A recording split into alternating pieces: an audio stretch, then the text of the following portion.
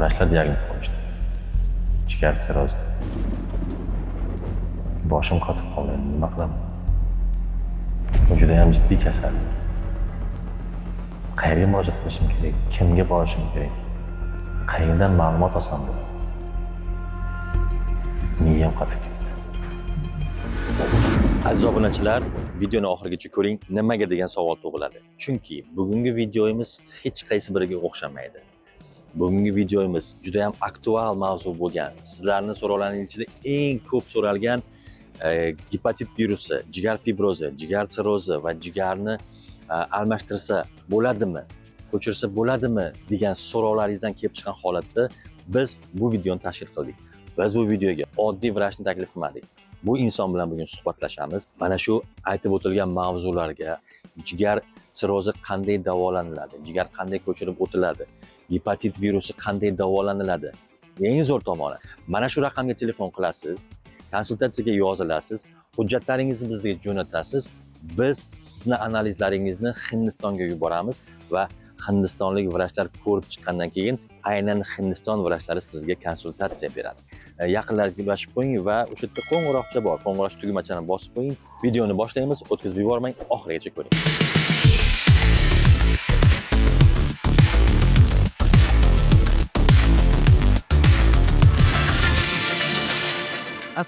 Assalomu alaykum. Mening ismim doktor Javed Xon. Men Hindistondanman. Men Hindistonda tibbiyot yo'nalishini tamomlaganman va Rossiyada aspiranturani tamomlaganman. Tibbiyot sohasida 15 yillik tajribaga egaman. Men terapevt va onkolog bo'lib ishlayman. Men O'zbekiston, Qirg'iziston, Qozog'istondan kelgan odamlarga yordam beraman va kelajakda ularga ko'proq yordam berishni juda xohlayman, inshaalloh. Agar qarshi bo'lmasangiz, jigar, gepatit, sirroz haqida gaplashsak.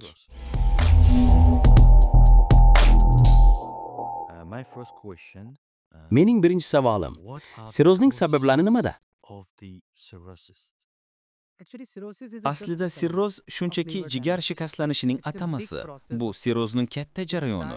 U yog'li jigar bilan boshlanadi, keyin jigar fibroziga aylanadi, keyin esa sirrozga aylanadi va nihoyat rakka, karsinomaga o'tadi.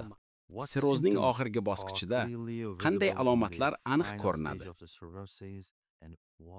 Va ular qanday paydo bo'ladi? Aslida sirroz belgilari deb har qanday jigar kasalligini aytishimiz mumkin. Bemor juda ko'p muammolar tufayli o'zini juda noqulay his qilishi mumkin. Jigar asosiy organ.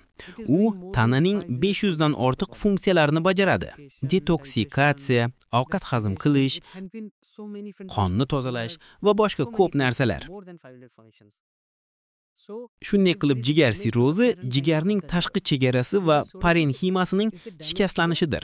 Jigarda shikastlanish sodir bo'lgandan so'ng fermentlar ishdan chiqa boshlaydi. Shunday qilib bu bemorlarda juda ko'p muammolarga olib kelishi mumkin. Ular noqulaylik his qilishadi. Ular to'g'ri ovqatlana olmaydilar. Ularda tanada suv to'planadi, quvvatsizlik bo'ladi, mushak massasi yo'qoladi, kuchli charchoq bo'ladi va sariqlik paydo bo'ladi. Masalan, ko'zlar sarg'ayadi, terida sarg'ayish paydo bo'ladi, gemoglobin tushib ketadi. Shunday qilib bularning barchasi alomatlardir.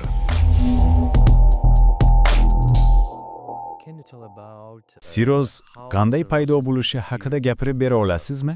Gepatit, alkogol yoki kimyoviy zaharlanish yoki boshqa sabablari va ularning farqlari haqida. Jigar ko'plab sabablarga ko'ra zararlanishi mumkin. Bu bitta sabab emas. Asosiy sabab alkogolsiz jigarni yog' bosishi. Bu hozirgi kunda eng ko'p uchrayotgan sabab. Ko'pchilik harakatsiz turmush tarzida yashaydi. Yuqori qon bosimi bilan og'riydi. Qandli diabet va ortiqcha vaznga ega odamlar ko'p. Bunga odamning harakatsiz turmush tarzi sabab. Chunki hozirgi kunda qulay yashashga o'rganib qolganmiz. Hamma o'tirib ishlashni va ovqatlanishni xohlaydi. Bu hozirgi kunda asosiy muammo. Bu sabablardan biri. Yana biri gepatit B va C virusli infeksiyasi. Ular davolanmasa, virus tanada ko'payib jigarga zarar yetkazadi. Bu tanada virusning yuqori darajada infeksiyalanishiga olib kelishi mumkin. Bu esa sirrozga olib kelishi mumkin, ammo sirrozning yana bir bosqichi bor, bemor jigar tomonidan noqulaylik his qiladi. Bu ovqat hazm qila olmaganligi va jigar sekin-sekin ishlashni to'xtatgani sababli bo'ladi. Bu asta-sekinlik bilan zaharlaydigan kasallik. Bu hayot uchun xavfli. Asta zaharlanishdan o'limga olib keladi. Jigar kasalligi holatida shunday. Sirrozni to'liq davolash mumkinmi? Yoki bu to'xtatib bo'lmaydigan jarayonmi? Agar bemor sirrozga uchrasa, bu qaytarib bo'lmaydigan holat. Sirrozni qaytarib bo'lmaydi. Mavjud bo'lgan yagona davolash usuli jigar transplantatsiyasi. Ammo agar sizda yog'li jigar bo'lsa, buni orqaga qaytarish mumkin. Agar sizda hatto 4-darajali fibroz bo'lsa, uni tiklashning imkoniyati mavjud. Fibrozni nazorat qilish uchun qila oladigan ko'p narsalar mavjud, hamda jigar o'zini o'zi tiklaydigan organdir.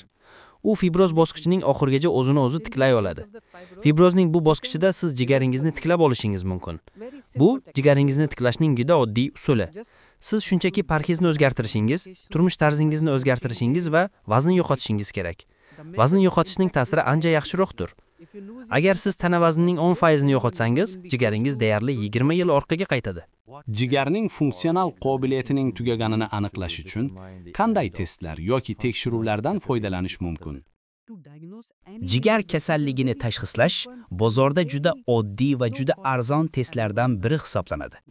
Qonda onkologik o'sish bor yo'qligini tekshirish uchun bilirubin, ALT, AST, AEFP, ya'ni alfa fetoprotein kabi bir nechta qon namunalarini olish kifoya. Fibroskan haqida nima deysiz? Asosiy tekshiruv qon tekshiruvi va ultratovush tekshiruvi atrofida o'tkaziladi. Fibroskan tekshiruvi oxirgi variant hisoblanadi. Agar bemorda noqulaylik, qusish va ovqat hazm qilishda qiyinchiliklar bo'lsa, bemorga fibroskan tekshiruvini o'tkazishni maslahat berish mumkin.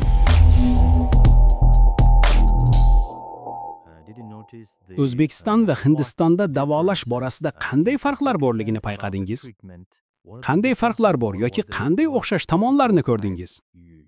GSST ma'lumotlariga ko'ra, ular gepatitning barcha turini yo'q qilishga harakat qilmoqdalar. Uni nazorat qilish juda oson. Hozirgi kunda gepatitni nazorat qilish juda oson. Gepatit B ni oddiy emlash orqali davolash mumkin. Agar hayotning dastlabki bosqichida emlanilsa, atigi 3 dozadan keyin gepatitdan xalos bo'lish mumkin. Ikkinchidan, gepatit C u ham juda kam uchraydi va uni davolash juda oson. GSST ko'rsatmalariga ko'ra, gepatit C ni atigi 3 oylik dori-darmon bilan davolash mumkin. Bu juda oddiy, lekin menimcha O'zbekistonda odamlar protokollarga rioya qilmayapti. Ba'zida esa dori-darmonlar mavjud bo'lmasligi mumkin. Ba'zan odamlar emlashmaydi. Gepatit B ga qarshi emlash juda yaxshi va gepatit B ni davolashda juda samarali. Kelajakda gepatit B ning oldini olish uchun uni bolaga juda erta yoqtirib berish kerak. Emlash narxi haqida nima deya olasiz? Qimmatmi yoki yo'qmi? Yo'q. Agar Hindiston bilan taqqoslasam, Hindistonda emlash narxi atigi 10-12 dollarni tashkil qiladi. Siz atigi 3 doza emlashingiz kerak. Bugun bitta doza, 3 oydan keyin, 6 oydan keyin. Uni qabul qilish juda oson. Agar erkak yoki ayol gepatit B bilan kasallangan bo'lsa, ular nima qilishlari kerak? Agar kimdir gepatit B bilan kasallangan bo'lsa, u tibbiy kuzatuv ostida bo'lishi kerak. Shifokor gepatit B infeksiyasini samarali antivirus preparatlarini buyurish orqali boshqarishi mumkin. Sizchi, siz gepatit B, C ni davolaysizmi yoki davolamaysizmi? Biz gepatit B, C va jigar saratonini davolaymiz. Davolash bemorning ahvoli va test natijalariga bog'liq. Asosiy davolash usuli parhezni o'zgartirish, tuz iste'moli va xolesterin miqdorini kuzatish, chekish va alkogoldan saqlanish kerak. Spirtli ichimliklar jigar sirrozining juda jiddiy sababidir. Haddan tashqari va nazoratsiz spirtli ichimliklarni iste'mol qilish, shuningdek, chekish jigarga juda jiddiy zarar yetkazishi mumkin. Bugungi kunda jigar kasalligining asosiy sababi yog'li jigar kasalligi, ya'ni yog'li gepatozdir. Bu noto'g'ri ovqatlanish va fast foodlar yeyish tufayli yuzaga keladi.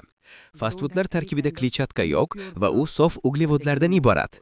O'zbekistondagi ish tajribamga asoslanib, sizning ovqatlaringizda yashirin muammo borligini ko'ryapman.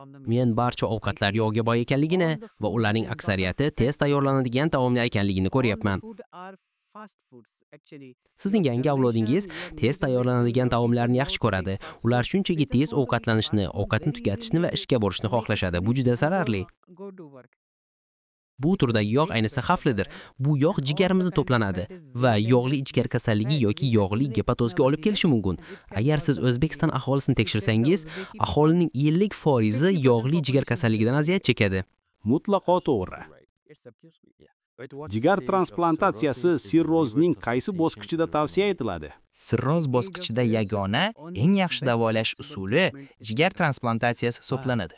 Lekin ba'zi shifokorlar bemorlarga men uni davolay olaman deyishadi va ular hech qanday natija olishmaydi va shunchaki vaqtlarini behuda sarflashadi. Aslida sirrozni davolash bemorning ahvolining og'irligiga bog'liq. Bemorga jigar sirrozi tashxisi qo'yilgandan so'ng, ular bu holatni qaytarib bo'lmasligini tushunishlari kerak. Buni hech qanday dori-darmonlar bilan qaytarib bo'lmaydi.